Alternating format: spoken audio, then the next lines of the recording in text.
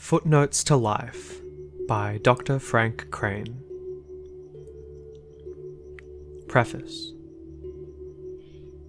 This book is desultory, because it is about life, and life is desultory. Here, life is not interpreted by a system.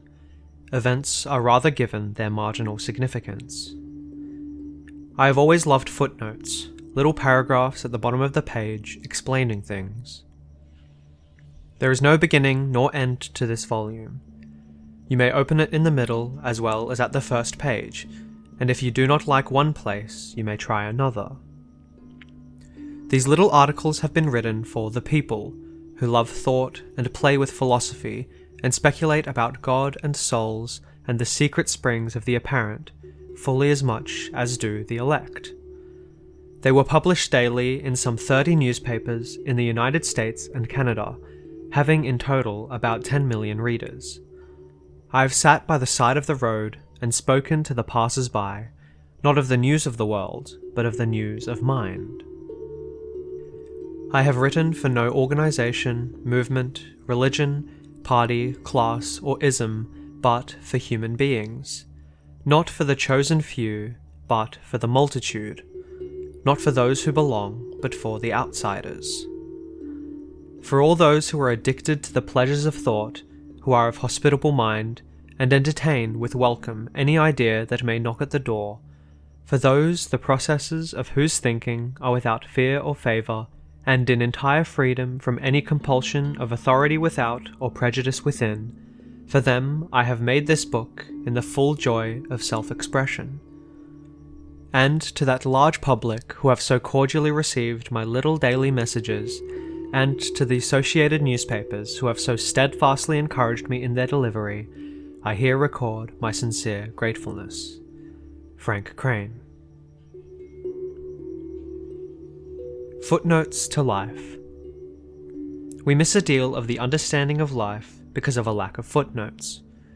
To be sure, there are some superior minds who regard explanations at the bottom of the page of Dante or Milton as an offence to their intelligence, but most of us are very thankful for them, and without them we should fail to catch the meaning of many a passage. And life is a deep poem, as full of antique symbolism as the Divine Comedy, as full of bits of curious allusions to forgotten learning as Paradise Lost.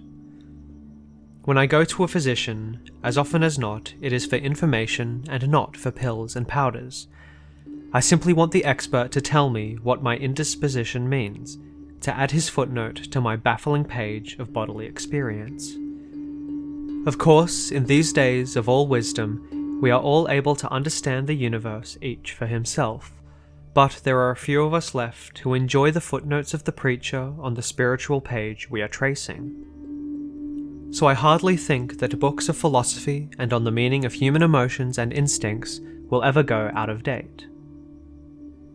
Whether you understand or not, it is interesting or curious impulse whence came this belief, and to hear you tell what means my strange feeling, that doubt, and why this joy or that grief came to me. The newspaper editorial writers are footnoters, pinning their solutions to the daily mysteries of political and social evolution as they appear. People want to know not only what happened, but why it happened. The dictionary and the encyclopedia are wonderful footnotes. You never realize how many words you use of whose meanings you are in ignorance until you go to look up something in the dictionary, nor how one's commonest expressions run back to the days of Chaucer or Paracelsus in their ancestry. We are forced to be very practical in our struggle for bread and butter, and all practical people are superficial. That is, they are content to know how to use things, and have no time, even if they have the disposition, to search out what things mean. If there were only businessmen, only the men who do things, this world would be much more baffling than it is. The scientist in his research work, the philosopher in his speculations, the poet in his visions, and the prophet in his ecstasies, all help to temper the disheartening pressure of the unknown. They may not write the history of deeds, but they add the illuminating footnotes. The footnotes are more influential than we imagine. It was the footnotes of Rousseau that, as much as any other one factor, brought on democracy in Europe. The footnotes of Carlyle and Ruskin cured an age of rampant materialism. The footnotes of Pestalozzi and Froebel changed and are yet changing education. The footnotes of Emerson have affected the entire religious life of America. It is curious to note how the critics demand of every writer that he have a system, when all that is left of any of the system makers is a few footnotes, yet how potent they have been. Says Gerald Massey, "Oh, the prophets, bards, and seers, in the horoscope of nations, like ascending constellations, they control the coming years."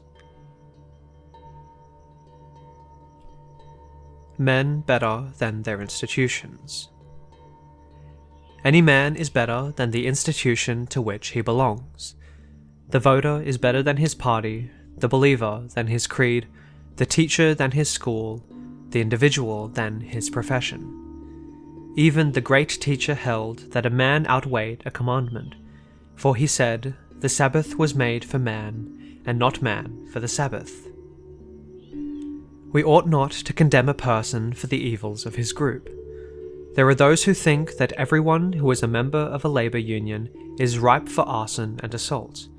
Some believe all rich people are proud and selfish.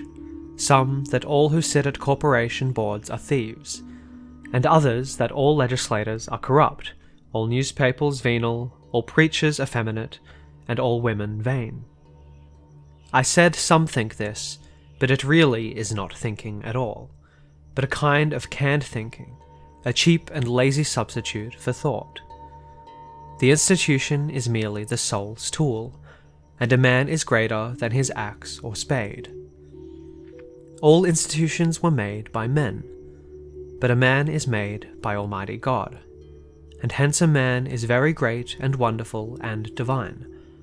The more we study men and love them, the wiser and larger grow our hearts, and the more we lump men and look upon them as members of groups, classes, and sects, the more liable we are to become hard and unjust and narrow. Change and morals. It is singular to note how every effort to change government or religion is accused of upsetting morals. To most persons, morality means keeping up existing institutions and customs. To them, the moral man is the one who will do tomorrow the same thing he did today. Whoever undertakes to put reason into his ethics will sooner or later be tainted with heresy. The Pharisees, I doubt not, really thought the young Nazarene a menace to good order in church and state. For, once the respect for Pharisees and other leading citizens was broken down, what anchor remained for any morality? Luther was vehemently accused of opening the way for all manner of lawlessness. We are solemnly assured that if woman is allowed to vote, the last shred of decency and modesty will flee from the sex. So, I presume, the Turk would feel if it were proposed to educate his women and remove their veils. The religious element has, as a rule, allied itself with the conservative and backward part in every great crisis. It was the Church that opposed Juarez and the Republicans in Mexico, and has set itself against every South American republic. And it is curious that many of the most active advocates of the new United States were men shy of religion, such as Tom Paine, Benjamin Franklin, and Jefferson.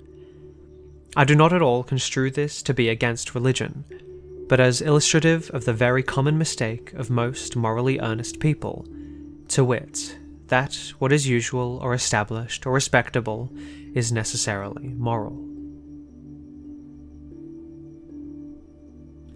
Progress unconscious.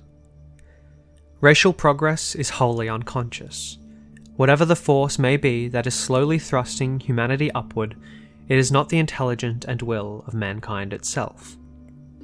For men in the first place are not at all agreed upon the greatest aim of the universe, and in the second place they do not work toward the aim they believe in. The amoeba, the fish, the fowl, and the quadruped do not knowingly guide their lives so as to produce a better species.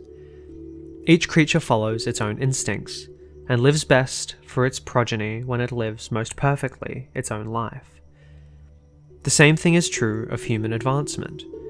The race is pushed forward not by any conscious will of its own, but by some power other than itself, some dynamic beneath or above it. Men do not say, "Go to, now let us make democracy," but democracy grows, it overtakes them, as it were.